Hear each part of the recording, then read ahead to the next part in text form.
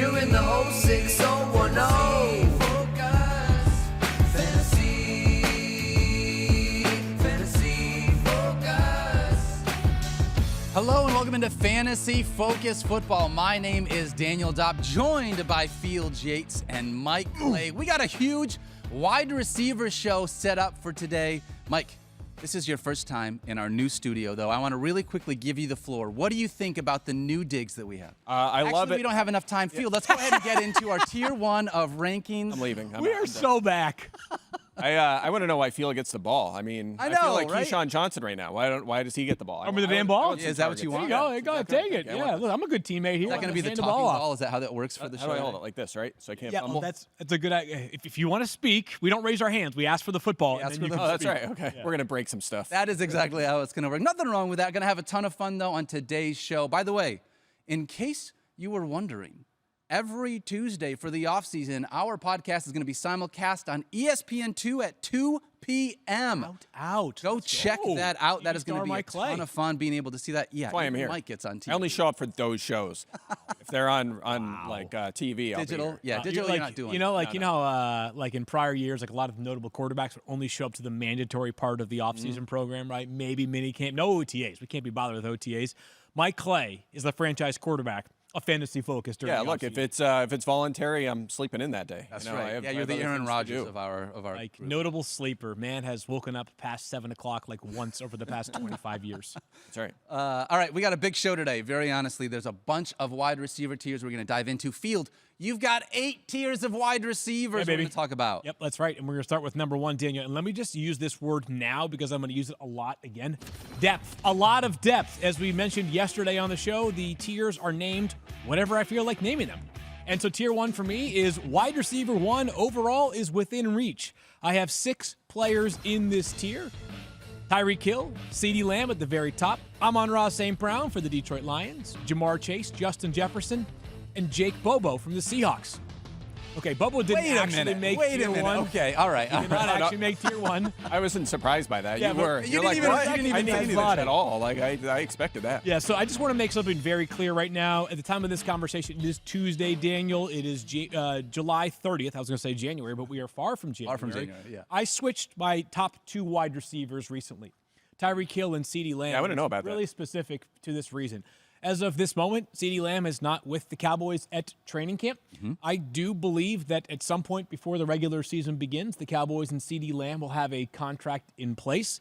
For now, this is the tiniest of hedges against either that contract not being done or the Cowboys and CeeDee Lamb announcing we're not going to get a deal done, and then CeeDee Lamb kind of enters a territory that we're in right now with T. Higgins, where you're constantly worried about something minor happening on the injury front, that the player might need the maximum time available to get back to full strength, kind of like what happened last year with Justin Jefferson and that hamstring injury. We can talk about a lot of these players, but I wanted to bring up Amon-Ra St. Brown because I think people will probably be saying to themselves, you have him higher than both Jamar Chase and Justin Jefferson. Specifically Chase, because I do think there are some question marks that people are feeling right now about Jefferson because of the new quarterback in Minnesota. Whether it's Sam Darnold or it's J.J. McCarthy, it's a downgrade from Kirk Cousins, at least at the beginning of the season. I think this is kind of a philosophical question with Amon-Ra. It's with Amon-Ra, when you're taking a wide receiver this high, and it's going to be in the first 8 or 9 selections of the draft, the question might be, do you want a player who I think is going to return A- level at worst on like 75 to 80% of his weeks? Or do you want the player that has a real shot to lead the NFL in receiving yards and receiving touchdowns, which I think both Jamar Chase and Justin Jefferson can do. Jefferson, of course, has done that in the past. Chase, not that far behind Jefferson's production through the first 3 seasons of his career. Yep. I lean towards Amon-Ra. He is so money in the bank. So I get it. If you find people that want to take Chase or Jefferson ahead of Amon-Ra, I don't think it's some like major hot take to do that. But I just wanted to explain why I have Amon-Ra 3 overall. He may not have 1,700 receiving yards in any season in his career. He may not ever average 15 yards per catch. But I think almost every single week, regardless of matchup, regardless of location, I feel great about Amon-Ra, probably returning value for 15-plus fantasy points per game. He had 9 100-yard games last season, Mike. That was the most in the NFL. Mm-hmm. Yeah, look, I'm with you. I have him 4th, but, 3, 4. I'm fine with it. Yeah. And look, last year, Amon-Ra was top 5 at receiver in targets, catches, yards, and touchdowns. I think that's where like most fantasy points come from. Is Yes, pretty much yes, those those categories. things, yeah. So if you're top 5 in all of those categories, to your point, you have a high floor and obviously a high ceiling. And by the way, 10 touchdowns through the air last season. He only had 6 end zone targets last season. That was 44th at receiver. So there's actually insane. more room for growth in terms of his usage near the goal line. So I'm with you. There's no pushback for me, like going with him over Justin Jefferson, and you can make the case for Chase as well. I don't even know if we've seen Chase's ceiling yet. Like I don't think we he have. hasn't really gotten there yet, and maybe that's the case for St. Brown as well. But St. Brown does feel a little safer. Yeah, he feels very safe. I actually feel a little bit differently on Justin Jefferson and Jamar Chase than you do because I would prefer Justin Jefferson even with the quarterback Over Jamar situation. Chase. Tell me why. Part of that is the quarterback situation last year. If you look at what happened last year, right? Justin Jefferson, 5 games with Kirk Cousins. He was wide receiver 3 in those 5 games. Yeah. In the 5 games without Kirk Cousins, he was wide receiver 8. So it felt like he was definitely like quarterback proof from that standpoint. When you look at what Jamar Chase did, Jamar Chase with Burrow, weeks 1 through 11, wide receiver 7, but without Burrow, he was wide receiver 34. So it felt like he was impacted a little bit more by the quarterback position. Obviously, we know Joe Burrow coming back from that wrist injury. So to me, I have them all as tier 1 like you guys do, but I would take Justin Jefferson over Jamar Chase for that reason. Seems like you're suggesting the floor is a little higher for Jefferson if something Fair. happens at the quarterback spot, whereas I think my ranking of Chase ahead of Jefferson, which has changed like 7 times this summer, is maybe like scraping for a little bit more ceiling as opposed to Jefferson. Super fair. But, I mean, gosh, these guys are it's ridiculous. And by the way, it felt terrible to leave the next tier of guys out of tier 1. It's that good. Yeah, it really is. You can't go wrong with anybody you have in tier 1, and I really don't think you can go wrong with anybody you've got in tier 2 field. Give me the list of who you got. Yeah, let's lay them out now, baby. Tier 2. And these are more star wide receiver 1s. Holy cow, wow, this position is loaded at the very top. I swear, you are writing emo songs in the 2000s. It's like you're Fall Out Boy right now. How long No, these Death titles Cab are. for Cutie was That's my what band. it Is that is. emo or no? That's that emo, counts, right? that All right. Puka Nacua is wide receiver. Actually, I think I may have switched him and A.J. Brown in a recent ranking update. But the bottom line is he or A.J. Brown. The next 2 wide receivers up. Garrett Wilson, Mike's guy, up at 8.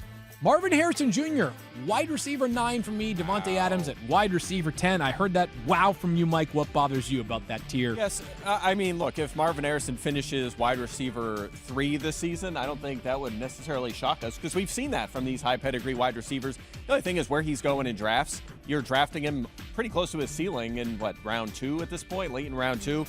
That's a tough pill to swallow when you have the depth, the star power depth, but look, what am I at, like 11 here? I'm at 12. I have him at 12. It's not that much of a gap, but it just makes me a little nervous to draft a guy basically at a ceiling. We never take rookies this early at wide receiver. Yeah, but we don't see wide receivers like Marvin Harrison Jr. very often. I mean, I agree. That's why I have him in 12. the circumstances that he is in as well, by the way, because I know we've said it, but just repeat it a million times over, is that clear-cut wide receiver 1, very good quarterback, very competent offense. I think it's going to, I said this yesterday in the show, I don't think Arizona is going to win 9 games this year. They're going to be a competitive, competent, maybe 4th place team in their own division. They might be a really good 7-10 team if such a thing exists this upcoming season. I can't get over the talent here from Marvin Harrison Jr. Everything that he does is effortless. It is effortless, and I get it. Training camp, you have to be very, very, very careful. I will sometimes use training camp reports if they align with things that I felt strongly about coming into camp. That's not to say that I'm ignoring them if things don't go well during camp, but if you told me that Malik Neighbors was having a slow start to training camp, which he is not, but I would be like, I don't care, right? I know how special that player is. What if you found out that Jamar Chase was having a hard time being able to catch the football, right? Yeah. Yeah. Harrison has been the talk of Arizona Cardinals training camp, which to me is no surprise. I really feel great about the second tier of wide receivers. I did want to highlight A.J. Brown. I know there was sort of this crescendo maybe last year where if there was one last box for him to check as an unquestioned super duper star wide receiver 1 in fantasy, it's could he see the same kind of volume? He was the master of turning 80 catches into 1,300 yards and 12 touchdowns. Well, up over 100 catches last year for A.J. Brown in that Eagles offense. Felt kind of unsavory to not have him and Puka that high in my wide receiver rankings. Yeah, and by the way, new offensive coordinator and play caller there in Philadelphia this year, Kellen Moore. Expect a more creative offense from Philadelphia. You're going to see Devonta Smith and A.J. Brown moved around a little bit more, new look routes. It's not just going to be the same old thing. So I'm very excited to see what that looks like. How about Garrett Wilson?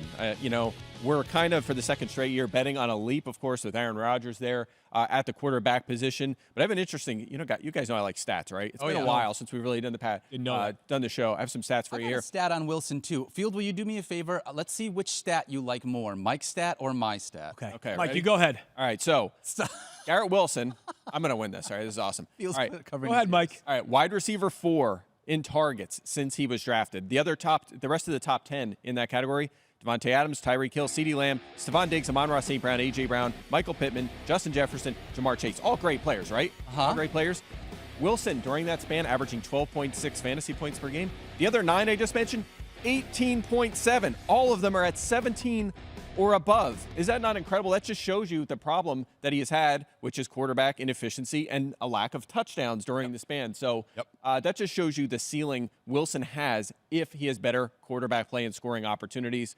He's set to break out. There's a reason we're buying in here in year 3. That was so close to the exact stat that I have. I have wide receiver 4 in targets over the first 2 years. He had 315, but wide receiver 37 in fantasy points over that span, highlighting the fact that as well, wide receiver 80 in points per touch. Like, he's just not getting the volume. He's getting the volume, but he's not getting the efficiency that you need from the quarterback at that spot. So ideally, Aaron Rodgers comes in here and things look way different. I do want to mention, not Garrett Wilson, but Marvin Harrison Jr., because we had talked about this really quickly. If you look at rookies over the last 4 years, 3 of the last 4 seasons, we've had a rookie wide receiver finish top 6 in fantasy football. The only guy that didn't, by the way, was Garrett Wilson, who finished as wide receiver 21. And you know that if he had better quarterback play his rookie season, he probably likely would have been up there. So just giving that a little bit of love for Harrison Jr. Thank you. That's I like any kind of affirmation of my rankings. I'm on board with. So thank you for that. So he was trying to get some brownie points there by agreeing with you. I did want to confirm. So you guys are. And we're going to do a bold take show at some point during the preseason. You guys are both stating on the record you believe Aaron Rodgers is an upgrade over Tim Boyle, Zach Wilson, and Trevor Siemian. I do. But it was a lot of time spent working through that. A lot of stats had to be studied. Yeah. But yes, I can say that safely. I think it's an upgrade. When I got out of my ayahuasca retreat, I clearly knew Aaron Rodgers was my guy. All right, let's talk tier 3. Anyone else in tier 2 you want to talk about, Field? No, I'm good. Yeah, good. We're not worried about Devontae Adams? At his age, 31? So is it the age of the quarterback play that bothers you more? Just worrying about him falling off the cliff. I'm not worried about the cliff happening. I am. I agree. I tend to agree. Worried about the quarterback play once again. I think. Gardner Minshew was like 13th in QBR last year. I think he could. Like he might not start, which is crazy. Maybe not. I think it can hold down the fort enough for him. As long as he gets the targets like last year, I think he'll be okay. So I want to throw that in there. I just want to table. So just again, preseason, you tend to think of like highest, best case scenario for these players. Marvin Harrison Jr. at number 9, Mike, you said you're sort of drafting him at his ceiling. Mm-hmm. How many players, like as we continue to work our way through tiers, like let me know which player you say to yourself, the upside's bigger for this player than with Marvin Harrison Jr. No, I agree with you, by the way. My exclamation when you said that was just like, I'm sure a lot of people watching are like, whoa, that high on that guy? I'm 3 spots off from you. So I agree with you, and I do think there is a drop in ceiling. It starts to get confusing at receiver now. I think you can go from like, what we'll say 15 to 35 and be like, I could put the guy 34th, 15th and be like, I can see it, it checks out. So I tend to agree with you. It gets tricky from this point on. All right, tier 3 Field. Tee us up with where you got at the wide receiver position. Yeah, so tier 3 titled, if this guy is your wide receiver 1, you're still in really good shape. And this tier includes a total of 6 players. We start with Michael Pittman Jr., who had just an incredible season last year. Chris Olave for the Saints. Mike Evans, the ageless wonder for the Bucks. Drake London, the high riser for the Falcons. And Devontae Smith and Stephon Diggs. And there are some really, really interesting players that could be discussed within this tier. We'll get back to the Texans at some point today or throughout the season, the preseason for sure. But I wanted to begin with Drake London. I think you guys were just talking about how inefficient or maybe even unlucky probably is the better terminology for Garrett Wilson. Him and Drake London are the Spider-Man emoji, right? Because of the meme, I should say. Yes. Because over the past 2 years, Drake London has played with booty quarterbacks for the most part. As a matter of fact, last year, he was one of 2 wide receivers with at least 900 receiving yards, but 2 or fewer receiving touchdowns. The other being Chris Godwin for those that are curious. We know that Kirk Cousins has been an incredibly fantasy-friendly quarterback. Now, it helps when you play with guys like during their peak, Adam Thielen and then Stephon Diggs as he was on the rise, and Justin Jefferson, maybe the most accomplished receiver through 4 seasons in NFL history, at least statistically. And I think the leap is coming for Drake London. I talked about it yesterday. I know it sounds a bit obvious, but I don't think people are appreciating just how much of an upgrade Kirk Cousins is over the quarterback play that we saw in Atlanta last year. I don't think there is a talent issue whatsoever for Atlanta. I believe the 2 biggest beneficiaries of this quarterback change in Atlanta are Drake London and Bijan Robinson. I'll dive into Kyle Pitts when we get into the tight ends at some point during the preseason. I'm not as optimistic that the jump is coming for him like I do think it is coming for both Drake and Bijan. Yeah, so I watched the show yesterday from my house, and when you said that, I just audibly was like, yes, exactly. I agree with you. So, well said. Wow. I'm with you on that one. I was looking for some brownie points. Yeah, I was going to say. Jeez. I am. Lunch on me. Unless it's over $7. All right. I'll consider that. That's a lot of money, the ESPN cap, for those at home. That actually is. Look, I agree with you. I don't want to hear anything about Drake London's first 2 seasons. Nothing. Negative-wise. It's not his fault, right? He has had huge target shares. Didn't make shirts last year. I made it's not your shirts fault. that said You it's literally, not your fault. It's not your It fault. is not their fault. I don't want to hear we haven't seen it yet. With him, he's been around 2 years. He's had big target shares. He has not finished top 20 in targets, catches, yards, or touchdowns yet. And again, it's because that offense, which, by the way, they did try to move the ball quickly. It was a fast-paced Atlanta offense under Arthur Smith, but they just didn't throw it enough. Right, the volume was, he'd have a 27% target share and get 6 targets. It's just not going to work out from a fantasy perspective. That is a thing of the past. Forget everything you know about the scheme in Atlanta and just focus on the talent, and then you're going to make better fantasy decisions this year. So I'm with you. I'm in on London. Yeah, they want this offense to look like Minnesota and the Rams offense. That's what they want it to look like. Yeah. Which, Yeah, by Zach the way, Robinson the Rams coming in. offense is sort of, that's kind of the initial tree, and the branches include Minnesota and now Atlanta. That's what I want you to think when you imagine what it could be for Drake London this season. Drake London, wide receiver 17 in target share in games played over the first 2 seasons, but wide receiver 47 in fantasy points. It goes back to the thing that we talked about. That number is a little bit deceiving when you're looking at target share. We need to get real hard actual targets to Drake London this year should finally unlock that. Yep. Anybody else in tier 3 you want to talk about, Field? Because we got one more tier. I actually can't believe how deep these tiers are. I mean, we're in tier 3, and I agree with you. I could grab one of these guys as my potential wide receiver 1 if I need It's happening a lot to me. I mean, I want to have the Texans conversation at some point because it's such an interesting one. You got 3 players who, if they were the number 1 receiver on a team with a competent quarterback, you might say any of them is easily a top 15 play. In the case of Stephon Diggs, probably still even a top 10 play if he was the unquestioned number 1 with no major competition around him, right? If he was still in Buffalo, he'd be a top 10 wide receiver. But what happens when you got 3 guys in a crowded room, albeit with a prodigious quarterback, but 3 guys in a crowded room? Just go back, and I'm sure Mike has better historical data points than I do. But when was the last time we had 3 players from the same team all return top 30. 25 value? Yeah, I don't know when the most recent one was. It does happen once in a while, which is Once good in a news. I while, remember the Steelers doing it the one year. I think Cardinals. it was Steve Breston and Larry Fitzgerald and Anquan Jericho Bolden. Cotchery, I think, was the 3rd in Yes. Pittsburgh one year, and they had 9 touchdowns, something like that. So we've seen it. But a part of the problem here, too, that makes me a little nervous is they're going to work in Noah Brown and John Mechie and Xavier Hutchinson. And don't forget Dalton Schultz at tight end. Yeah. And how about Joe Mixon, who's all excited for his role and probably in the passing game as well. So I'm excited, and my approach with Houston is give me a little. I'll pick here or there. Give me some pieces of this offense, whether it's Stroud or if it's one of the top 3 receivers, whatever it is. But who's it going to be that's really going to flourish? It is hard to identify. Great for Houston, but might be a little tricky for fantasy. I feel like that's so difficult because of where they're coming off the board, too. Because if you want one of those wide receivers, are you saying that you would want to go Stephon Diggs or Nico Collins with one of an earlier round picks, or would you rather wait and grab a Tank Dell later? I love Tank Dell.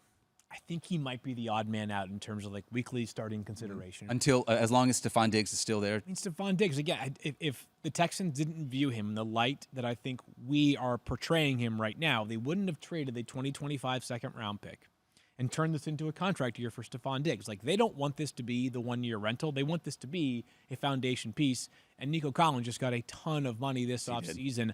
I think Diggs, though, I really do think, push comes to shove, he's got an excellent chance of leading this team by a decent margin in catches and targets. All right, I'm leaning Nico there, but I think Diggs is First right great behind. board bet of the season. We'll vet it out. We'll have it thoughtfully done. I like this. So you Diggs got Stephon Diggs in tier 3, and you've got Nico Collins in tier 4 field. So let's move ahead and talk about those Yeah, guys. I mean, they're a whole 2 spots apart in the rankings. But that's yes, right. they are. He is a tier 4 player for me, Nico Collins. He's an excellent wide receiver, too.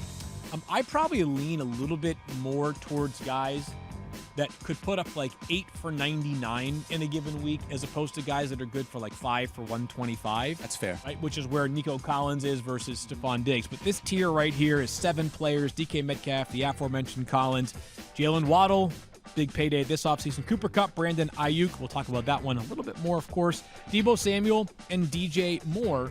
But the player that I wanted to highlight here, Daniel, is Cooper Kupp. Mike just asked me about whether Devontae Adams, and this could be the year in which he regresses.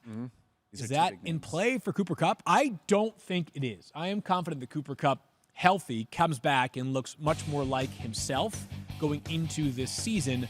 The big difference, though, between Cooper Kupp going into this season healthy as opposed to last season, well, he wasn't healthy going into last season, but call it 2 seasons ago, is that now he's got this megastar playing in the same offense as him, where even if Cooper Kupp still leads the Rams in targets, I don't think a 33 or 34% target share is in play for Cooper Kupp, which might have been viable 2 seasons ago. Even a 25% target share is plenty good for Coop. I'm not sure that he leads the Rams in targets. Like when I went through and I looked at Puka and Cooper Kupp when they played games together, right? Weeks 5 through 17.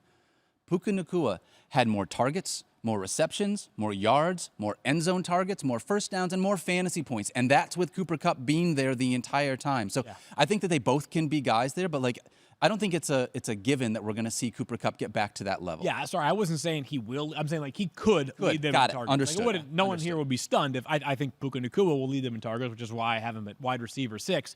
Maybe the more interesting conversation is whether Puka's too high, because while the numbers season long stand really pretty for Puka, they were a little bit less than without Cooper Kupp as opposed to with. Yeah, and that's expected. I mean, that's going to be the case for pretty much any star receiver, right? If you have a really good 1-2 punch and one's out, I mean, that applies to like Houston that we were just talking about. If Stephon Diggs misses a few games, we're going to boost Nico Collins, and we shouldn't really punish him for that. So I'm with you, but the reason I'm so confident in Nacua, first of all, rookies that have seasons like that, they keep delivering. They're the real deal. As you almost never see them plummet back to earth. Maybe like Justin Blackman, is like a rare example. God. Dude, you got to give like Jaguars fans like earmuffs warning there.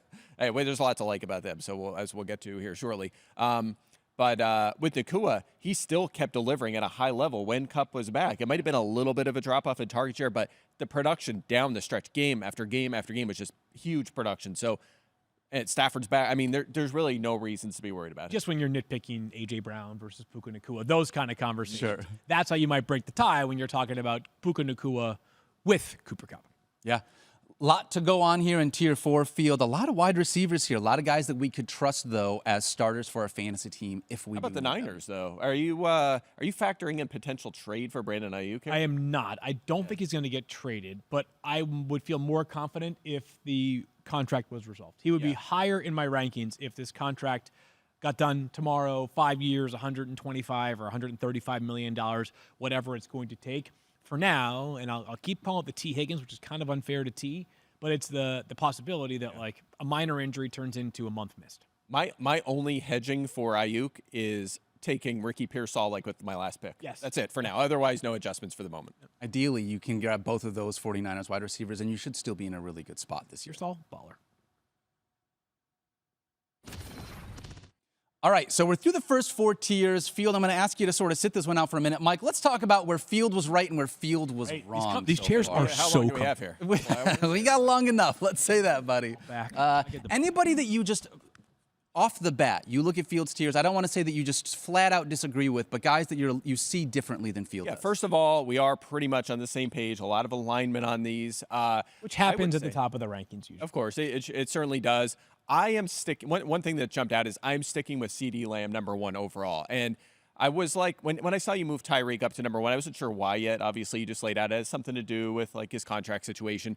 But I still wanted to look back at last year. And after Dallas's Week 7 bye, Lamb was not good in fantasy the first month. Yeah. After month and a half, actually, after the Week 7 bye, a big change in philosophy. Check this out, though. I could not believe the extreme. After Week 7 bye, Lamb scored 314 fantasy points at 28.5 per game. The next closest receiver was Amon-Ra St. Brown at 208 points. That was only like a little over half the season. He outscored the next closest receiver by over 100 fantasy points. Tyreek Hill had 21.1 fantasy points during that span. That's 7 per game. I just don't think we can understate enough or overstate enough how absurd CeeDee Lamb was. Almost 30 points per game after the bye. So for me, he is the clear-cut number one, and I will take the risk with the contract. That's crazy. I believe, Mike. Can you remind me, do you have CeeDee Lamb on your dynasty team? I do. Okay, that helps. I don't know if he's going to start, though, because I have Nacua, yeah, you're right. He might not Chase, start. And DJ Moore. I don't know. I think 314 of those points you mentioned after week 7, 308 of them came against you. He did have I still love you, Joe Flacco, though. I think it's crazy, too, in that Cowboys offense. When you talk about how good CeeDee Lamb was, do you know who was tied for 4th in end zone targets last year? Oh, God, don't tell me Zeke somehow. He wasn't even on the team. He was tied for 4th. Brandon Cooks. Sleeper. Brandon Cooks. That was a guy I was not expecting in that Cowboys offense. One of the guys I want to really quickly field, and I don't want to say that you got it wrong. Tell me I got it wrong. I don't care. But I have DK Metcalf in a slightly higher tier than you do. He's a tricky one for me. He is, and he is tough. I love the end zone targets. Yep. Last year, he had a ton of end zone targets. Getting a new offensive coordinator that comes over from the University of Washington. By the way, Ryan Grubbs, baby. Ryan Grubb, University of Washington, ranked 1st in passing yards per game last year as the OC of that offense. So I'm very much hoping that they let Geno cook. Let him. Hey, I'm very into that idea. DK and JSN, like being able to see how that works. Tyler Lockett. But I like DK this year as a potential wide receiver 1 if you wait at the position. So my concern, if there is one for a guy who I have at 17th, is just the sheer volume and the sheer consistency for DK Metcalf. We have seen this over the past couple of seasons. The very best version of DK Metcalf is toasting Deron Bland on Thursday Night Football and just leaving him in his dust for 3 touchdowns, right? We've also seen Geno go through cold streaks. DK go through cold streaks. Where it's like, wow, we said 5 straight games, and the most catches he had in those games is 6, and the most yards he had in those games is 84 with 0 touchdowns. He just runs a little hotter and colder, maybe because DK is not as frequently the kind of guy you're going to see like dial up a bunch of like 7 to 10 yard routes that result in like chain moving completions. It's much more of like he's got the Jamar throw it way down the field to DK Metcalf. Yeah, and we've seen a drop off in his per game fantasy output. His breakout year in 2020 he was wide receiver 10 points per game. Since then he's 23rd, 25th, 27th. So he hasn't gotten kind of over the hump into becoming a consistent wide receiver 1, like obviously Seattle hoped for when they drafted him. But to your point, 88 end zone targets since he was drafted, 18 more than any other player. He's so absurd. in terms of touchdown upside, and by the way, non-PPR, that helps him as well when you don't get so much credit for the catches, but you get the touchdowns and the yardage. So I'm still a little I have him at 16, so I'm higher than where he's been finishing on a points per game basis. I'm still feeling like he has that kind of like Mike Evans to him, where he's just gonna, as he continues to get more and more polished, can start to deliver more consistency and be a fringe wide receiver 1. He just has that upside. Yeah. Seattle's an interesting team for those 3 wide receiver conversations that we'll have going forward. Yep. Right, and we'll talk. Yep. We talked about Houston already. Chicago very much in that conversation too. Jackson Smith-Njigba did deal with that. Was a broken wrist or thumb at the beginning of last season, but once he kind of settled in, it wasn't that he was a bad player. He was a good player. He's no Jake Bubble. He's a good player, though. But, did you see 3 starting wide receivers for fantasy within that offense? And the answer was pretty clearly no. No. Only one football. Smith-Njigba was 24th at receiver in catches, which might surprise a lot of people. But the yardage wasn't there. A lot of short range stuff. One of the hardest battles I've had with ranking receivers is Lockett and Smith-Njigba, because we want it to be Smith-Njigba in year 2, first round pick, the pedigree. He was really young last year, but it's like Lockett still was ahead of him and was still dealing at the end of last season. So do we really knock Lockett down to 50 and put Smith-Njigba 35 or so? I know we're not there yet, but anyway, getting ahead of ourselves. But I've struggled with that one a little bit because I want Smith-Njigba to happen. We all do. I want to speak it into existence, both for him and for DK. I don't want to be out on Tyler Lockett, but I want to see DK get. He doesn't. He wants one of the 3 to get traded. So that's what it is. Is Smith-Njigba on your dynasty team as well? Not that one, but we have one. I was going to say we have together. one. He's on that one. Yeah. Okay. Yeah, because where Anthony Richardson Mike has starting CeeDee quarterback. Lamb, For what it's worth, Puka Nacua. All of his quarterbacks were injured in the championship game, and he still waxed me by 200 points. He was like, yeah, I have to replace in my offensive player spot. I have to replace Geno Smith with Josh Jacobs, I think it was. Yeah, literally. Wow. No, it was Zamir White. Oh, it's Amir White, yeah. Darren Waller retired, though, guys, so it might be tough. This year. Yikes. Dynasty is over for Mike.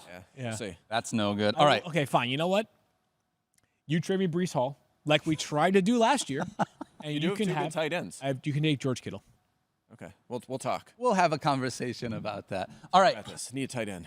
Let's keep this wide receiver tier moving. Field, you've got tiers 5 through 8. Let's start at tier 5. Tell me who you got lined up And here. these tiers get larger because around this time, things get a little bit more sort of subjective. But tier 5, potential wide receiver 2s with a question I mark. feel like your creativity in these names are getting worse as we go along. Well, Mike, you suggested no names for these tiers, so I thought tier 5 was plenty. Okay. Malik Neighbors, Zay Flowers, Rashee Rice, Calvin Ridley, T. Higgins, Christian Kirk, Chris Godwin, George Pickens, and Amari Cooper. You know what? Field, I feel like these guys are really good wide receivers. There's just question marks on them. Daniel. You know what I mean? So I don't know if the is the FSWA and FSG, are they listening yet? They should be. Okay, good. Just so, for host of the year, we can lock it up right now because Daniel Dopp off to a great start through 2 shows. They really are question mark. There's I love all these players, but every single one of them has something where you're like, all right, this is why. This is why. Teammate of the year right here, Mike. You're something. Something else. So let's start there. Mike, I know you want to talk about receivers here because a rookie receiver specifically going into year 2, because I'm assuming there are a couple of names from this list that catch your eye in a positive way or a negative way. Yeah, so interesting nugget here. Since 2000, 28 of 37 receivers who finished top 30 in fantasy points as a rookie repeated as a top 30 receiver in year 2. 20 out of 37. That's basically 3 out of 4.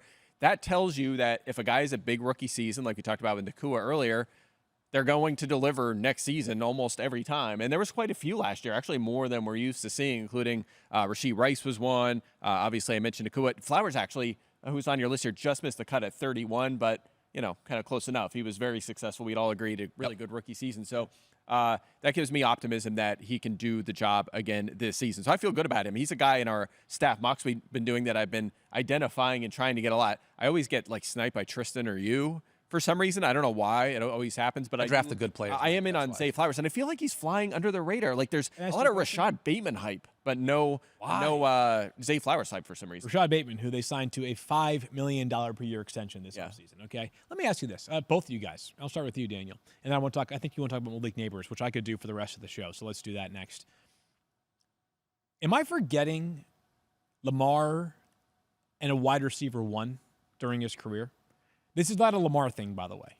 Lamar has led the NFL in passing touchdowns in a season. He's an absolute stud. He's 2-time MVP, deserving of it. Is there a wide receiver 1 that I'm missing? Has he had somebody where you're like, dang, this guy absolutely balled out? It feels to me like the Ravens offense will continue to run when healthy through number 89 in the passing game, Mark Andrews. Agreed. Yep. And then it'll be kind of divide and conquer throughout the rest of it, which is why I wanted to have Zay Flowers inside my top 20, but couldn't quite get there. He's going to help take the top off the defense. I think they're going to continue to run the ball the way that they have, getting Derrick Henry there. So, but I don't. Is it a chicken versus egg thing? Have they just not had the players? Well, I don't think they've had the player, and they haven't really had a need to go out and get a player when they've had Mark Andrews, and he's been working so great from. I mean, that's. The counter, I guess, would be Hollywood Brown, but maybe the blooms off the rose more for Hollywood compared to Zay Flowers is so promising and all that. No, I don't know. I mean, I have him 24, so I'm optimistic. I'm a slightly higher than you. Where are you at? Oh, you're 25. I'm one spot off of you. No, I think this is the right place. I wanted to have him inside the top 20. When you were starting to say that, I thought it was a negative against Flowers. Maybe he doesn't have top 8 upside, but that's okay in this range. You don't have to. Every pick doesn't have to be this guy is probably not going to be wide receiver 1, so I'm not taking him. Flowers can finish wide receiver 25, and that's going to be a good high floor option. The target's going to be there. Hollywood Brown did have plenty of success in that offense, even if he didn't quite, reach the wide receiver 1 territory. So I just think he's the clear-cut number 1, was impressive as a rookie last year. Well, there's the question mark. And he finished strong, too, by the way. 4 20-plus point games in his last 7 games, including the playoffs. So he picked it up as the season went on. You guys have the same stats. I hate when you freaking do stuff like that, Mike. I've got it pulled up right here. I actually have it was 4 20-point games in his last 5. I mean, but you can say 7 if you want. I just wanted to tighten and make it sound smarter. Yeah, Mike. I'm including the playoff. I don't know. You included the playoffs. Look, You're I was at work. Coach. I was at work on these notes in February. I was pulling some of these notes. That's so fair. Not so kidding you on just that, by the wrote way. them down. You're Malik Neighbors talk? Yeah. Let's talk about Malik Neighbors. I mean, I Yes. mentioned that Marvin Harrison Jr., obviously, you've got him very high. We talk about rookie wide receivers that have finished top 6 over the last couple of years. There is more concern for me on Malik Neighbors, not because I don't think he has the skill set there, but he's got Daniel Jones under center. And trying to figure out what this Giants offense looks like. No Saquon Barkley, bring in Motor Singletary. I've been watching too much Hard Knocks, so now I call him Motor Singletary rather than Devin. But there is no one else in that passing game that gives me any trepidation. So I think there's going to be a ton of volume that should go to Malik Neighbors, but being able to quantify what it's going to look like in what I think is going to be a tough Giants offense, like he's a wide receiver too with question marks, Field. He really is. He's got a question mark. The question mark is really Daniel Jones, and what version do we get out of him?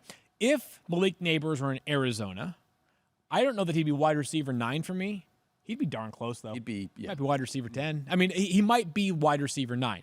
And so some of you might be asking, does that mean that if Marvin Harrison Jr. was in New York, would he still be wide receiver 24? Maybe. I don't know. Tough. Like That's tough. It should be that, like, if you're going to put Neighbors at 9, you should put Harrison at 24 if they changed situations. The bottom line is this. I wanted to mention how highly I think of Malik Neighbors in Arizona, just to give you a thought process of, like, how much I think of the player, right? Like, my evaluation of these two guys coming into this past year's real NFL draft was players 3 and players 4 on the big board. So, like, regardless of position, these were the 2 of the 4 best players, in my mind, in this year's draft class. We have also seen, like, Daniel Jones is a question mark. Great quarterback, good quarterback. Even average quarterback play is not required for great fantasy football success for a wide receiver. Absolutely. We talked about Justin Jefferson earlier on. It'd have to be pretty. Like, it was not pretty for the Vikings last year in the passing game. You just need a lot of volume, which I think there will be, because this team will be good defensively, but if they're getting bludgeoned, it might not be the worst thing for this team as far as the passing stats go. Jaguars 2017. No, that was the year they were really good, right? Whatever year Blake Bortles was Blake Bortling his way through the season, that could be the vibe here. I was just going to say that it kind of reminds me of either Gardner Minshew last year, right? Because he knew how to find, Michael Pittman, or Nick Mullins when he took over and you mentioned it. Like, Nick Mullins is not a quarterback that we have a lot of love for, but he also had, like, multiple 300-plus yard games. He threw for over 400 yards against the Lions. So my only concern is that Daniel Jones uses his legs so much. I don't know as though we're going to see Daniel Jones throw for 350 yards a game. I'd love to see that happen, though. I'd love to finally see him unlock that side of his Giants fans love to see that happen. Yeah, and remember, I mentioned it briefly earlier, Darren Waller's gone too. I mean, the target share opportunity for Neighbors is massive. And I talk about this a lot. I have a million stats for this, and we could go through them all at one point or another, and I'm sure we will over the next month. We got 23 minutes, so why not rattle them off? We'll get there. There's too many. Too many. You want to talk about more tiers? We have more tiers to get to. Pedigree matters a lot, and that especially is the case at the wide receiver position. Every pick's not a hit, but when they do hit, they're usually guys that were drafted in the first 3 rounds, especially early in the first round. So if you're on the clock in this area of your draft, you can say, you know what, I'm going to trust in these guys that are studying, like yourself, studying these guys year round, and say this guy is one of the next superstars in the NFL, regardless of the bad offense. Neighbors is going to get the targets. He's going to produce because he's just at that level. So I'm with you. I think there's plenty of reason to be optimistic about him, and I've definitely drafted him a few times. There are a lot more guys I want to ask questions about in this tier, but we have all offseason to be able to dive into it. So let's keep moving forward, Field. Tell me about your tier 6 right now. Who you got in there, and what is it called? Wide receiver 3s, lots of them. How's that for creative, Mike? Wow. Keenan Allen, Deontay Johnson, Tank Dell, wide receiver 35. D-Hop, Terry McLaurin, Cortland Sutton, Jordan Addison, and then your guy, you decide who I'm referring to, and you, Christian Watson, and then also your guy, Jaden Reed. Yes, I love that. On here. I mean, your guy, Jordan Addison. Yeah, Jordan Addison, who's good. I mean, you know what? I might have to change my stance there because some of the decision-making this offseason. Fair. But as a player, I thought he was in a good spot last year, and he produced for the most part. Yeah, he was really great. Just for a second, before we dive into any specific player, Terry McLaurin's really good, right? Mm-hmm. Yes. Cortland Sutton was really good last year. Both of them. Wide receiver 37 and 38, and I don't think either of you have a major objection to that. No, I know. Isn't it crazy? So just when you hear us talk about the depth of wide receiver as opposed to running back, this is why if you're attacking running back early, you might be wise because could be like, wide receiver 37 could be a guy who's like not even going to start. Yep. I'm sorry, running back 37 could be. Whereas wide receiver 37, Terry McLaurin has like easy paths to 1,000 yards this year. He has been doing that for a while now. So anyways, the player that I wanted to quickly mention, just to vet this out a little bit further, is Tank Dell, who it felt wrong to have him at wide receiver 35. But just continue to think about how do 3 wide receiver sets lend themselves to fantasy football success. Tank Dell, though, could have more upside than that on a weekly basis. But he is the single most important insurance policy at wide receiver, at the very worst, in all fantasy football this season. Yeah, I would take one other. I would go Roma Dunze over him, but I think it's fair. It's fair. Yeah, okay. Wait a minute. Totally Wait fair. a minute. You would take Roma Dunze with a rookie quarterback over Tank I mean, as Dell an and insurance. I'm chasing the pedigree. You know, so Dunze he's was saying- a top 10 wide No, receiver. no, I'm saying if one of the top two gets hurt. You know what, Okay. Mike? I agree with you on that, actually.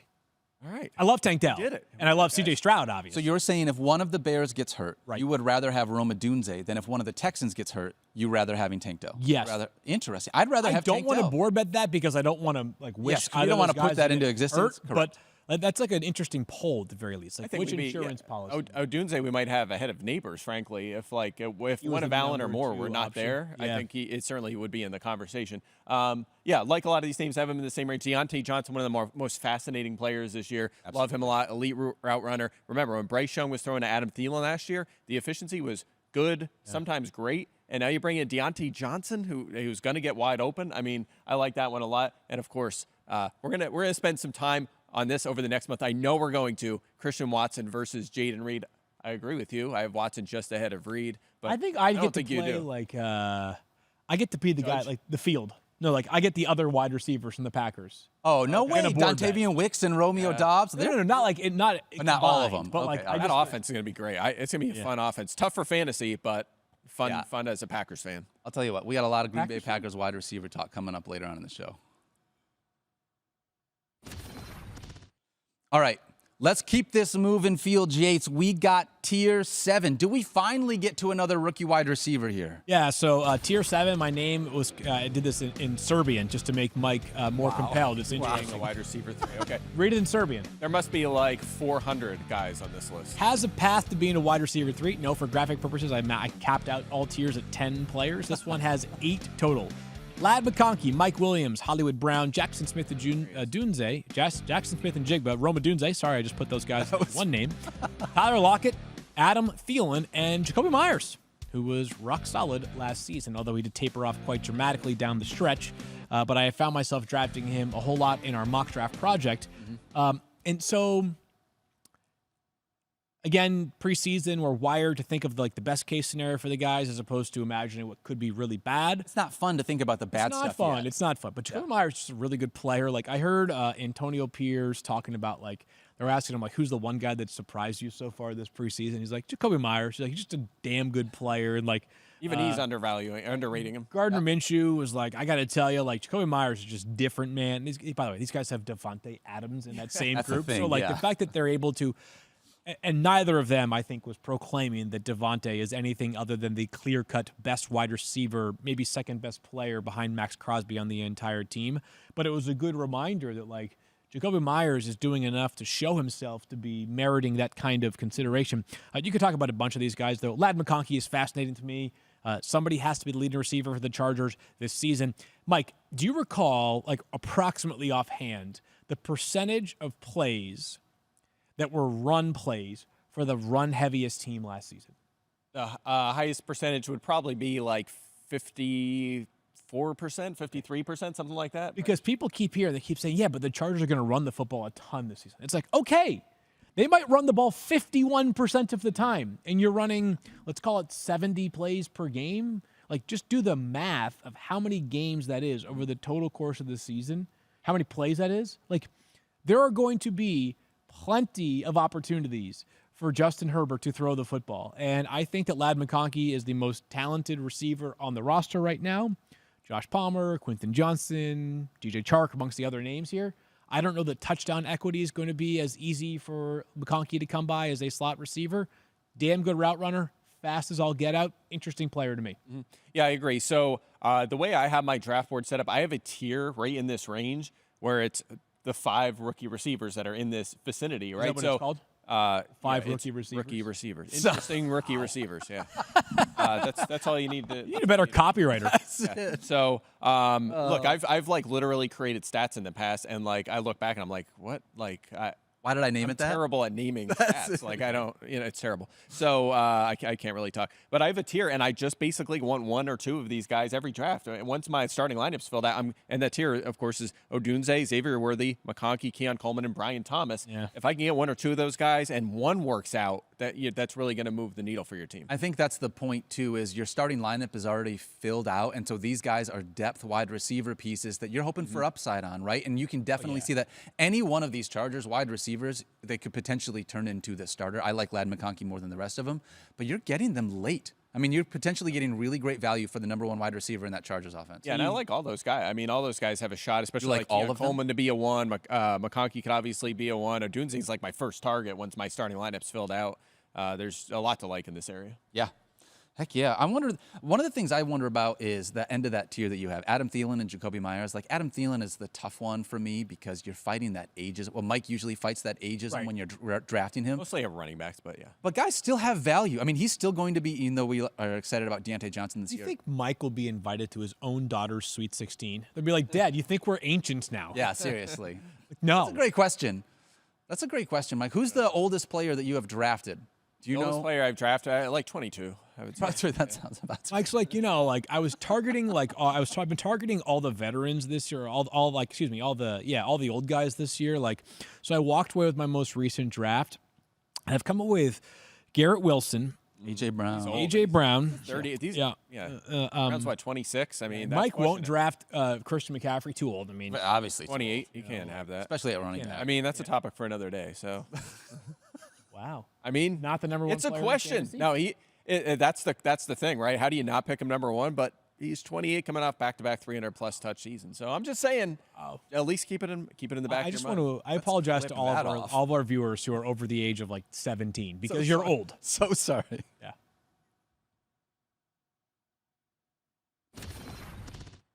All right, Field Yates, tier 8. Yeah. Wrap it up, baby. In the past, we would have called this wide receiver 3s with upside. What would you call this tier? These are wide receiver Football 4s and flyers. Yeah. according to Mike. Yeah, Yeah, some basically of them, the same thing, yeah. as Mike noted, some of them are actually rookies as well. Some of them confuse me more than others. Darnell, this one's got 10 players, 11 players, because whatever. I thought you capped it at 10. I know, but I forgot to on this one. Okay, wow. Darnell Mooney, Jerry Jeudy, Keon Coleman, Curtis Samuel, Brian Thomas Jr., Rashid Shaheed, Xavier Worthy, Michael Wilson, one of my favorite sleepers, Jamison Wilson, Jalen Polk, 59, and I like that Brandon one. Cooks at 60. Yeah. So, Yeah, hit me. who leads the Patriots in targets this season?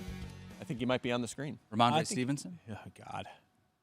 It's a tough one. So, Polk, right? I mean, Demario Douglas, obviously. Yep. Kendrick Bourne, these are your candidates. KJ Osborne, right? Like, that's the problem. The Patriots have a bunch of wide receiver 4s, right? But Javon Baker apparently has been like the toast of the town so far in training camp. He was a good prospect out of UCF, and it was a really deep draft class. So going in the 4th round for a wide receiver is a bit different than normal.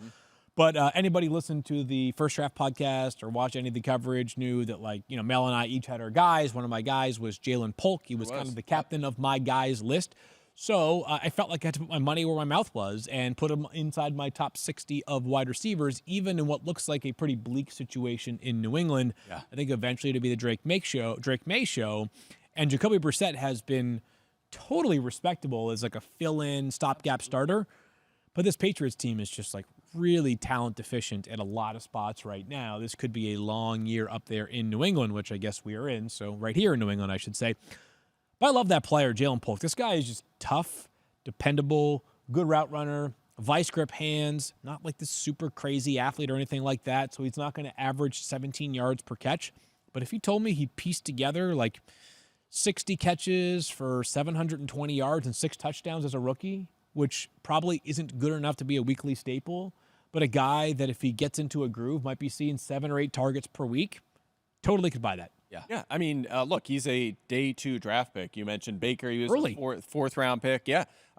Kendrick Bourne's coming off the ACL. He's a good player, but he's a journeyman. He's been around a while. He doesn't have a super high ceiling. Mario Douglas didn't even score a touchdown last year, so he was terrific as a short range target, and he'll have value to the Patriots. But does he have the ceiling to be their number 1 or a vertical threat and a threat near the goal line?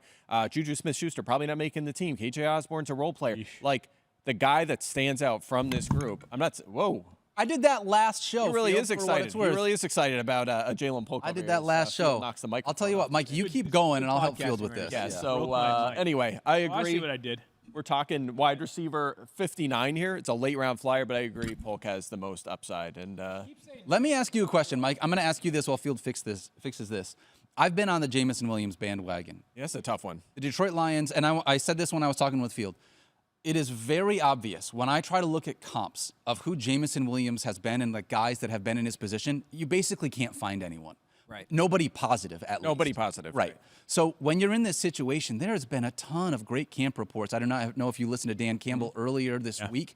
He was singing the praises of Jamison Williams, his route running, his getting dialed in. They did not add a wide receiver in free agency or in the draft. They're counting on him to be the wide receiver too, but a ton of question marks. How are you approaching Jamison? Dangerous precedent here with Williams, which is that guys that produce at this level through 2 seasons, and I know he's had some excuses with major injuries, but if you look at the history of this league. Something else as well, yeah. Yeah, what? He had a Gambling. suspension. Yeah. Yeah, he had the suspension as well. But the fact is he's been through 2 years and hasn't really produced yet. Usually those guys do not work out. And you might say, again, you had the injury year 1, you had the suspension last year. But when he has played and he's gotten, he's got a few games under his belt and then was part of the offense, he still wasn't playing at that level of like an early first-round pick where he's on the field, he's playing every down, he's seeing sometimes 8, 9 targets. No, he was getting like 3 to 5 targets a game. He hasn't really shown it yet. We haven't seen a big game from him. We've seen an explosive play here or there, but not a complete game at all through He's a role seasons. Exactly, and it's also not like he was up against Romo Dunze, Keenan Allen, and DJ Moore. He was up against Josh Reynolds and Khalif Raymond. Yeah. Like, that worries me. That being said, the ADP is late. It's not like we're treating him like a wide receiver 3. So if you want to throw some darts at a guy like that, no major issues. It is a great offense, but definitely reason for major concern here. I just want to make it clear that if my wife was watching the show right now, the streak is over, baby. I fixed something on my own. All right. Let's go. Way to go, DIY, and the Y stands for Yates. Stop it. I can't even hang a picture up. I mean, this is unbelievable. And you fixed the mic live on set while we were in the middle I of the can't pressure. promise you it's totally fixed, but it's working so far. It'll stay for the rest Honestly, of the like ESPN bet had like crazy odds against that ever happening. I love that. Wow. Fortinbaugh's floor. He's going to shave his mustache. He's so surprised right now. Here's what's going to happen. We're going to buy you a table from IKEA. We're going to ask you to put it together during the show while we talk about some things. We'll That see will how be a goes. sort of great challenge. fantasy punishment for the loser of the Focus League. I'll solve the cube while you do that, and we'll see who gets done quicker. Wow. What can you can do Rubik's Cubes? Yeah, I can. Wow. And I taught my daughter how to do it. So, I mean, Can you teach us how to do it, or do you need yeah, to be? should we do that? That's it. I'll teach you how to do the cube. We'll see if you can do it before you get done. Before? Oh, that's it. That's I how just you fixed do it the right mic. there. Anything's possible now. That's right. Wait, you can actually do a Rubik's Cube? Yeah. I'm not sure I believe that. All right, well, let's figure something out we could do where I could solve the cube. Not like in 10 seconds, but I could Right. do it It's like within a your couple secret. minutes. Do you guys know the great Jeff Darlington? Do you guys know that he can spin anything on top Yeah, of that's his finger? amazing. I don't know how he, It's like a crazy, go like YouTube that after you go to DIY and the Y stands for Yates page. And go find Jeff Darlington spinning like a mattress on his finger. we were spinning that football before the show. CeeDee. Yeah. Shout out to Jeff Darlington, who is my pseudo brother, and I do want to say this.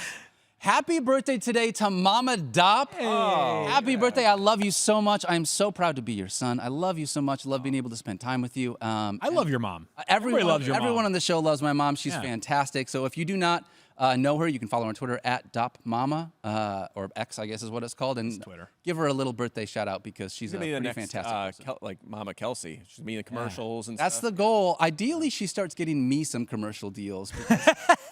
Just like laps you and is like next thing you know, it's like Home Improvements asked her and I to come fix mics. That's and it. Get commercials. Oh, that'd be so good. Thanks for hanging out with us, guys. We love you. We'll be back tomorrow. Be kind to yourself. Be good to everyone else. We'll see you on Wednesday. Good job, Mike. Thanks. Not Can I come bad. back? C-, I would say.